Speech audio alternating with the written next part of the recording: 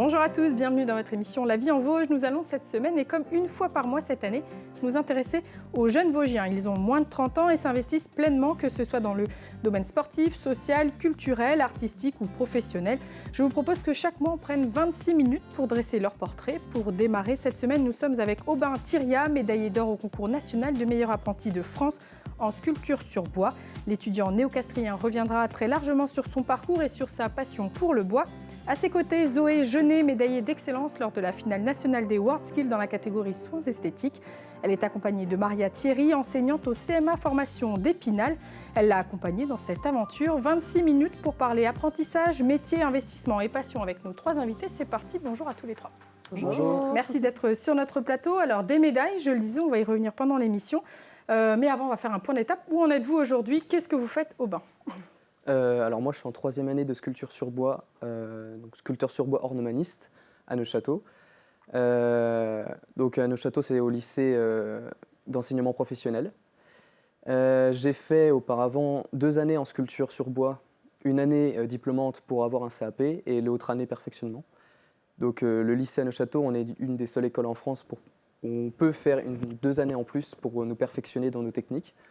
Et auparavant, j'avais fait un brevet des métiers d'art en ébénisterie à Saint-Quentin en Picardie. Déjà une belle formation, enfin, Oui. beaucoup de formations à votre actif. On va y revenir. Zoé, vous en êtes où, vous? Alors, je suis en première année de brevet de maîtrise au SPA Le Chapitre donc de Remiremont. J'ai effectué donc 2 années en CAP, donc à la CMA formation d'Épinal. Ensuite, j'ai parcouru donc avec le brevet professionnel. J'ai obtenu là, juillet. Et donc maintenant, en 2 ans pour le brevet de maîtrise. Voilà, là aussi beaucoup de choses. Alors on va préciser que le CMA formation Épinal, c'est la nouvelle appellation pour le CFA, pôle des métiers d'Épinal, pour que tout le monde comprenne bien de quoi on parle. Maria, vous êtes enseignante justement au CMA formation. Est-ce que c'est la passion qui amène les jeunes à pousser les portes d'un CFA, de la CMA, du CMA notamment? Est-ce que c'est la passion? Est-ce qu'ils viennent là par hasard? Quel est le profil des personnes, des étudiants que vous rencontrez? En règle générale, les premiers mots qu'ils me disent, c'est « je suis passionnée depuis que je suis toute petite, je veux faire de l'esthétique, je veux prendre soin des autres ». Donc, majoritairement, c'est des jeunes filles, en tout cas pour la partie esthétique. Pour ce qui vous concerne. Pour la partie esthétique, c'est des jeunes filles qui sont effectivement passionnées. Et le métier fait rêver de prendre soin des autres, en fait. C'est un métier humain. Alors justement, cette passion, est-ce que les univers que vous avez choisis, donc le bois pour vous, Aubin, l'esthétique pour vous, Zoé, c'est avant tout des passions? Est-ce que vous vous reconnaissez dans ce que Maria disait, Zoé? Alors, depuis toute petite, moi, non, pas forcément. Ça arrivait plus tard. J'étais pas trop quelqu'un qui touchait au maquillage, qui prenait soin. Après, j'ai pas été forcément non plus éduquée comme ça. Mais au fur et à mesure du temps, j'ai vraiment compris que c'est vraiment ce que je voulais faire. Enfin, mes parents m'ont toujours dit, on t'aurait jamais vu dans l'esthétique. J'étais vraiment pas douce en étant petite. Et c'est arrivé au fur et à mesure du temps. Et franchement, maintenant, c'est vraiment un métier passion. Est-ce qu'il y a eu quelque chose qui a déclenché cette passion, un déclic, ou c'est venu vraiment naturellement? C'est venu naturellement. Je pourrais pas dire qu'il y a eu un déclic. En grandissant, sûrement, mais pas forcément un déclic. Ça arrivait comme ça, au cours du temps, en cherchant le métier, parce qu'après après la 3e, il fallait bien trouver l'orientation. Durant le stage de 3e, j'ai fait un stage donc, dans l'esthétique et je me suis rendu compte que c'était vraiment ça qui vous plaisait. C'est ça. Aubin, le bois pour vous depuis tout petit ou pas? Je ne sais pas depuis tout petit vraiment, à l'adolescence sûrement. Forcément, on est dans un milieu assez forestier, donc le bois, on en est entouré. Et puis moi, ça a commencé, on allait souvent en forêt avec mes amis et on se sculptait des cuillères en bois. Donc ça a démarré à sculpture au couteau, très basique. Et puis j'y suis revenu en démarrant des études en menuiserie. Et puis au fur et à mesure, la passion s'est un peu affinée, et puis pour arriver jusqu'à la sculpture. Voilà, donc je pense que ça fait plus d'une dizaine d'années du coup que je suis un peu passionné par ça. Oui, parce que l'adolescence, c'est pas si loin que ça. Hein. Non. Est-ce que vos choix d'orientation ont été approuvés, alors que ce soit par vos familles, que ce soit par vos professeurs au collège? On sait que des fois, on peut pousser vers une filière générale. Est-ce que ça a été votre cas? Oui. Alors moi, du côté, donc, au collège, on m'a dit que j'avais des bonnes notes relativement dans la moyenne, on va dire. Et on m'a dit non, vaut mieux que tu ailles faire un lycée général. Au moins, tu es sûre d'avoir un bac. Tu es sûre de pouvoir après faire ce que tu veux. Mais j'ai de la chance d'avoir des parents qui travaillent dans l'artisanat. et qui ont également, eux aussi, fait l'apprentissage et qui m'ont dit non, il faut faire l'apprentissage. C'est plus concret au niveau de la pratique, surtout dans notre métier. Il faut énormément de pratique pour réussir. Et j'ai eu de la chance d'avoir trouvé une entreprise à l'âge de 15 ans. C'est pas facile. Et donc, je me suis lancée dans l'apprentissage et je regrette vraiment pas du tout. Donc voilà, il y a eu un soutien. Alors c'est sûr que si les parents sont dans l'artisanat, ça aide peut-être aussi. Aubin, pour vous, est-ce que le choix a été validé, j'ai envie de dire ? Par la famille, oui. Après, en général, par l'éducation nationale, quand on rentre dans un lycée pro, ils n'ont pas vraiment de soucis avec ça. C'est des fois un peu la vision qu'ont les gens des lycées professionnels ou des études professionnelles. Et en menuiserie, c'était un peu quelque chose de pas très valorisant d'être en pro. Et au fur et à mesure, en arrivant en ébénisterie puis en sculpture, les gens se rendent compte que ce n'est pas forcément des voies poubelles dans lesquelles on met les étudiants qui sont mauvais. C'est des gens qui sont passionnés et qui ont envie de faire des métiers manuels. Comme la plupart qui sont dedans ont envie d'avoir un bel avenir dans ce métier-là, quoi. Des voies poubelles, c'est vraiment le bon terme. Maria, on en entend souvent parler, on pousse à aller en filière générale. Est-ce que vous êtes d'accord avec ce constat ? Pour l'avoir un peu vécu personnellement, oui, je confirme. Après, je trouve que l'apprentissage, c'est une voie vraiment d'excellence, en fait. Où on apprend à se servir malgré toute sa tête, quand même, et aussi de ses mains. Donc en fait, c'est vraiment l'apprentissage, pour moi, c'est vraiment quelque chose de complet. On vous apprend à réfléchir au pourquoi du comment je vais obtenir telle pièce, comment, voilà. Et puis, pourquoi tu fais un soin du visage sur telle personne, quelle est sa problématique. Il y a de la réflexion derrière. C'est pas juste j'arrache des poils, enfin, je parle de mon métier, mais voilà. Mais effectivement, c'est malgré tout, voilà.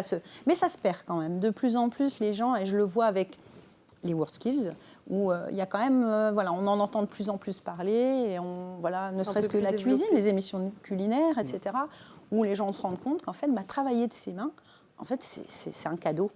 Il y a une reconnaissance de cette voie qui est en train de émerger. Oui, tout à fait.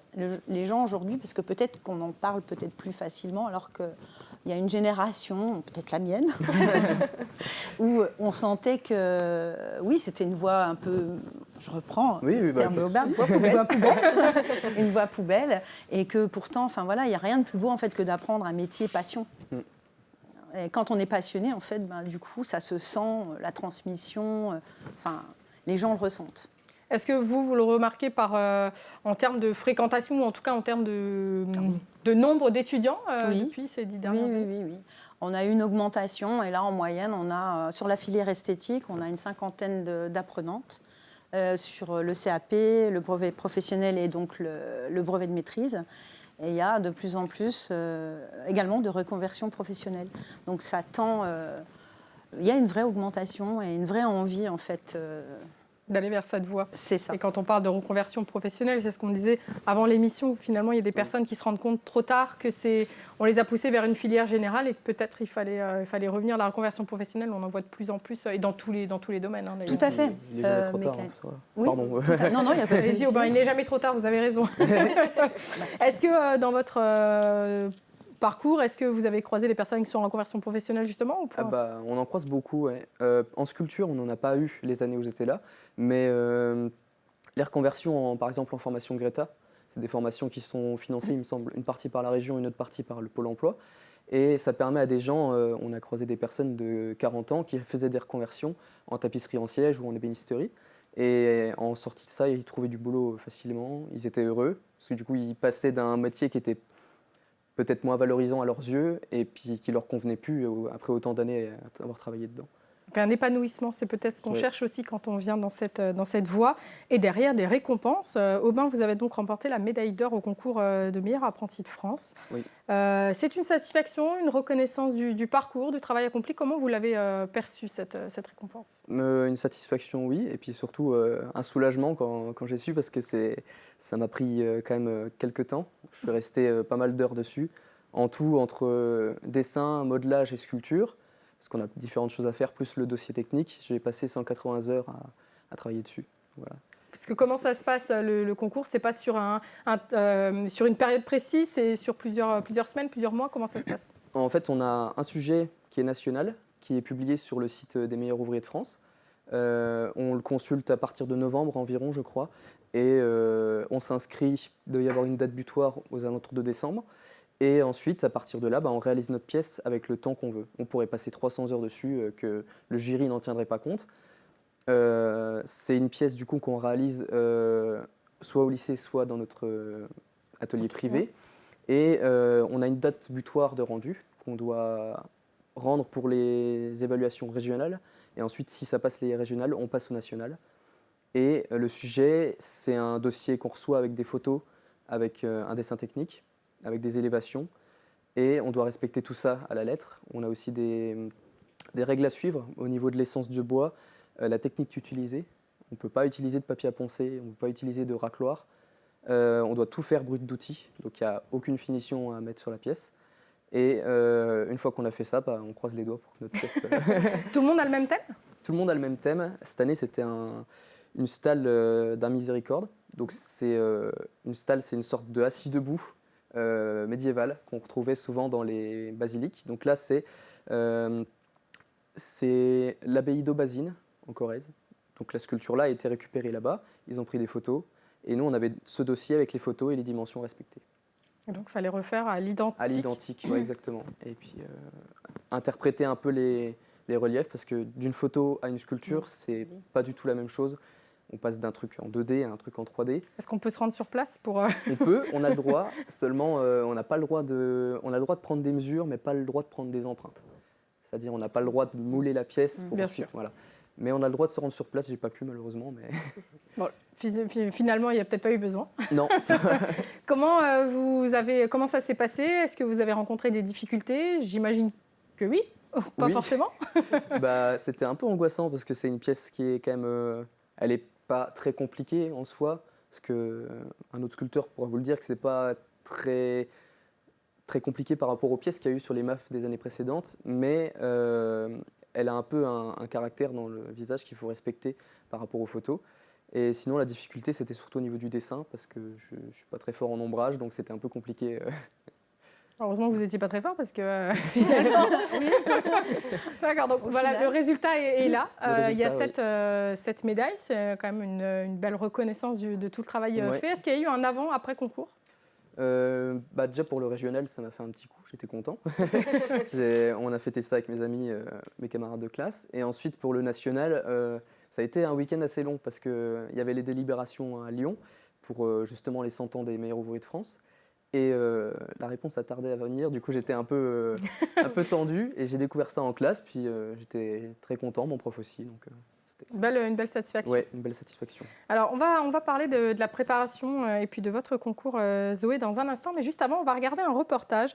Eux aussi se sont préparés pour les WorldSkills. Thomas Costa et Julien Chenot sont étudiants à Roville-aux-Chênes. Ils ont terminé. Ils étaient au WorldSkills la semaine dernière. On regarde le reportage et on en reparle juste après. Ils portent un t-shirt aux couleurs tricolores. Thomas Costa et Julien Chenot forment le duo de l'équipe de France de jardiniers paysagistes qui vont tenter de décrocher la médaille d'or lors des WorldSkills, la compétition internationale des métiers du 10 au 15 septembre à Lyon. Sélectionné au niveau national, le tandem s'entraîne assidûment, dernière ligne droite à l'école vosgienne de Roville-aux-Chênes, avec une épreuve dont les conditions du concours. Réaliser en 3 jours un jardin et pour cela viser l'excellence dans leur profession. Qu'est-ce qui vous plaît dans ce métier ? C'est la diversité, le travail du bois, la plantation, le travail de la pierre et puis partir par exemple de là, un bac à sable et monter un jardin complet en peu de temps, quoi. Par rapport à mon binôme, donc on se complète bien. Moi, je vais plus être ciblé sur tout ce qui est bois et végétalisation du jardin. Je viens de créer mon entreprise. En fait, vis-à-vis de mes clients, ils me prennent déjà plus au sérieux par rapport à mon âge, qui est quand même assez jeune. L'entraînement se double de la présence d'un autre duo, Benjamin et Quentin, venus d'Angers, qui représentera la France, lui, lors du concours européen des WorldSkills. Au 2e jour de l'épreuve, ce mercredi, le jardin progresse et fait appel à une diversité de techniques, comme un pavage à l'ancienne. Viendront l'ajout de bassins et la végétalisation, le tout chronométré, réalisé au millimètre près, Sans oublier l'esthétisme. On a des tolérances qui sont faibles, parce que de 0 à 3 mm ou de 0 à 6 mm, ça n'existe pas quand on travaille en entreprise. Nous, on n'est pas aussi précis que ça, mais pour le concours, c'est ce qu'on demande aux jeunes. 20 duos venus du monde entier vont s'affronter. Les Suisses, les Italiens ont brillé souvent, donc c'est des équipes redoutables, mais après on refait le concours chaque fois. Thomas et Julien sont aujourd'hui des jardiniers et paysagistes professionnels. Ils se sont formés jusqu'au BTS au CFA de Roville-aux-Chênes. Alors la finale, c'était la semaine passée, la finale internationale. Julien et Thomas ont remporté la médaille d'excellence. Donc Zoé, une médaille d'excellence que vous connaissez. Alors c'était au niveau national, mais tout de même, la vôtre. Quand vous voyez ce reportage, toute cette préparation, j'imagine que ça rappelle des souvenirs, même si ce n'est pas du tout le même domaine. Pas du tout le même domaine, mais c'est autant d'investissement, même voire plus, pour le niveau international. Ça fait rêver en voyant ces images. Surtout, j'ai été les voir. J'ai été soutenir mon équipe Grand Est et juste les voir travailler, ressentir cette adrénaline des mondiaux, ça donne envie et ça donne envie de recommencer les entraînements encore 2 fois plus intenses, 3 fois plus intenses pour y réussir, pour aller jusqu'à l'international. Alors justement, vous recommencez, vous remettez ça, vous repartez à l'aventure. Dites-nous tout. C'est ça. Donc l'année dernière, il y a eu donc l'étape régionale. Donc à Metz, sur le site unique, en parallèle des Habits olympiques, où là j'ai donc été médaillée d'or, qui nous mène donc à l'équipe Grand Est. Donc chaque région a son équipe. Donc il y a des regroupements par équipe pour donc avoir un groupe. Il faut être solidaire, il faut s'entraider. Donc on fait des rassemblements pour tous se connaître, donc tous les métiers. Et à Lyon, donc septembre 2024. Oui. 2024, c'était... 2023. 2023. Où là, on s'est affrontés donc, pour les nationales. On était 12 en esthétique. On a fait 2 groupes, c'était par demi-journée. Donc les soins esthétiques, ça représente beaucoup de catégories. Donc vous allez retrouver l'épilation. Tout dépend du sujet, il y a des zones différentes selon les sujets. Épilation, soins visage avec une problématique de peau, soins corps également avec le sujet, ça peut être différent entre l'amincissant, du raffermissant, du relaxant. Du maquillage artistique, nail art, extension de cils, rehaussement de sourcils, soins des pieds, soins des mains, pose de vernis. C'est assez complet. C'est assez large. Oui, c'est beaucoup de choses en un temps limité. On a un temps à respecter, on doit enchaîner plusieurs épreuves l'une derrière l'autre. On avait 4h30 d'épreuves avec plusieurs modules à l'intérieur. Donc l'épreuve, c'était donc, le jeudi, vendredi. Le vendredi soir, il y avait déjà une présélection pour le samedi matin. Donc les 6 premières étaient sélectionnées, qualifiées pour le samedi matin, où là, il y avait vraiment la partie artistique, avec quelque chose qui est assez gros à rendre. En fait, c'est des sujets qu'on a donc à l'avance, 5 jours avant. C'est pas trop d'avance. Sur l'avance. 5 jours en avance, où là, on avait reçu un tableau. Il fallait s'inspirer de ce tableau pour réaliser donc, une pièce sur le décolleté. Ouais. On va peut-être voir des photos dans quelques instants. Donc une pièce sur le décolleté et un maquillage soir au niveau du visage. Donc quelque chose qui doit être très très intense. Ça doit être vu de loin. C'est assez compliqué à réaliser. Et donc après, le samedi soir, il y avait la cérémonie de clôture où là, on a eu la délibération, qui est très longue aussi, parce qu'il faut tous les métiers doivent être, c'est ça, l'un d'après l'autre. Donc on attend notre métier avec impatience. Et je n'ai pas été sur le podium malheureusement, mais j'ai quand même été médaillée d'excellence. Donc c'est la 4e place, la médaille d'excellence. 6e place. C'est ça. Voilà. Est-ce que c'est quand même une satisfaction d'être arrivé déjà jusque-là? Comment vous... Alors maintenant, avec le recul, oui, c'est une satisfaction. Je suis quand même assez fière avec tout le travail qui a été fait en amont. Parce qu'à savoir que les entraînements, c'est pas une fois par semaine. C'est matin, midi, soir dans la tête. C'est jusqu'à 23h30 le soir. C'est vraiment, plus il y a d'investissement, plus le travail est récompensé par derrière. Mais c'est sûr que quand j'ai eu les résultats, j'étais pas fière de moi. Pas du tout. Il y a la déception sur le coup, parce que c'est peut-être pas très grosse déception. C'est une épreuve, les WorldSkills, je pense que les MAF aussi, c'est très dur mentalement. En fait, beaucoup le mental, parce que c'est un énorme site, il y a tous les métiers, il y a beaucoup de monde qui est là, il y a beaucoup de visiteurs, il y a la pression des jurés qui sont là en permanence sur vous, à regarder le petit détail qu'on n'a pas envie qu'ils voient, ils le voient. C'est une pression mentale qui est forte et il faut réussir à tenir cette pression. Et c'est sûr que c'est un petit côté quand même déçu au niveau des résultats, mais maintenant, avec le recul, je me dis que... Si vous remettez ça, c'est que finalement... Justement, il y a une revanche à prendre.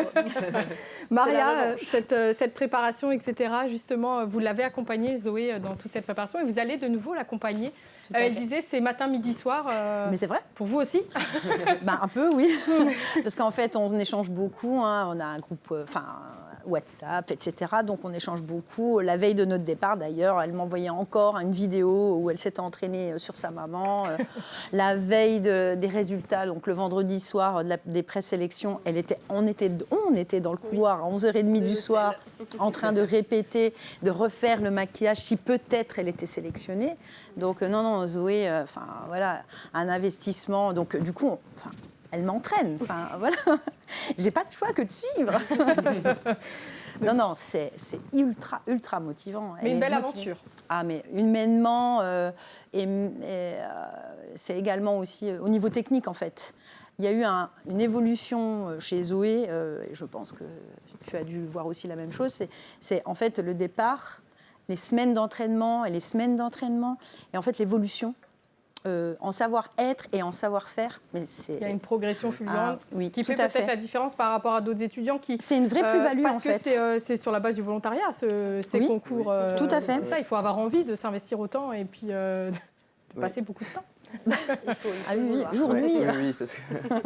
Ça demande beaucoup d'investissement, donc forcément, il faut avoir l'envie et que ce ne soit pas contraint et forcé, sinon ça ne marche pas. Oui, il ne faut pas que ce soit contraint du tout, parce qu'à un moment donné, ils vont lâcher, alors que Zoé, en fait, elle est tout le temps dans la demande, en fait, de s'entraîner. Donc voilà, on remet ça.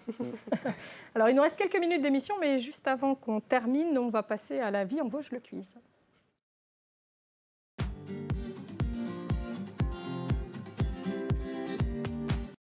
Alors, deux petites questions assez simples, comme chaque semaine. La première, de quoi parle-t-on quand on parle de l'or jaune dans les Vosges? 3 réponses possibles. L'or jaune dans les Vosges, pissenlit, les jonquilles ou l'arnica. Alors, le pissenlit, les jonquilles ou l'arnica, de quoi parle-t-on quand on parle de l'or jaune? Alors, est-ce que l'un de vous trois a une idée sur la question? Oui. Moi, je pense, oui. Hein. Non.